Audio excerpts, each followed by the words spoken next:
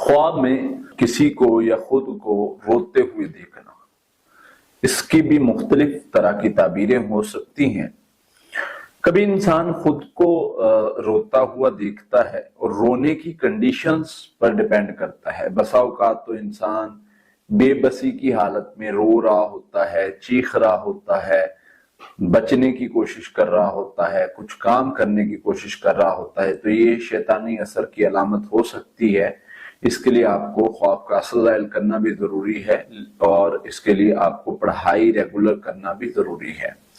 लेकिन अगर वैसे आप रो रहे हैं किसी के जाने पर, किसी के यानी जुदाई पर, किसी के फौत होने पर, तो ये बुरा नहीं होता। या किसी के गम में रो रहे हैं, ये भी बुरा नहीं होता। इस तरह के ख्वाब देखते हैं तो ये एक तरह से कह लें कि अल्लाह के यहाँ रोना या अल्लाह के लिए रोना, चाहे वो सजदे में रोना हो, दुआ में रोना हो, इबादत में रोना हो या वैसे आंसुओं के साथ रोना हो, तो ये एक तरह से अच्छा होता है, खैर की अलामत होती है।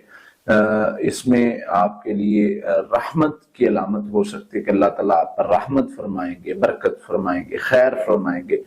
रसूलुल्लाह सल्लल्लाहु अलैहि वसल्लम जब सहाबा ने देखा हुजूर को रोते हुए आंसुओं के साथ, तो सहाबा ने पूछा, हुजूर आप भी रो रहे हैं? आपने फरमाया ये आंसुओं के साथ रोने में कोई मसला नहीं है, ये तो रहमत होते, ये तो रहमत होते। तो इससे हम देखते हैं कि जो आंसुओं के साथ रोना अगर वैसे है वो भी बुरा नहीं होता, और अगर वो ख्वाब में है तो ख्वाब भी उसका यानी बुरा नहीं होता, ये भी एक रहमत और बरकत की अलामत होती है।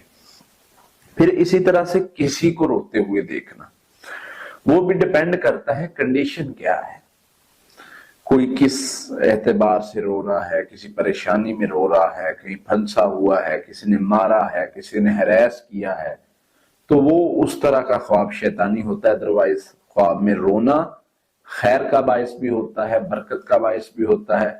परेशान या गमजदा होकर रोना वो भी परेशानी के बायस नहीं होता, खैर का बायस ही होता है। इसलिए इस तरह का ख्वाब आता है उससे परेशान होने की जरूरत नहीं है, बल्कि उसके लिए आप जो है वो मुतमईन रहें। हाँ, अगर बुरा ख्वाब लगता है, आप डर गए हैं, आप खौफजदा हो गए हैं, तो ख्वाब का असर ज़ाहिर कर दें, सिंपल सी चीज है। अल्लाह ताला अगर वो बुरा ख्वाब है तो उसके शर से आपको महफूज कर लेंगे।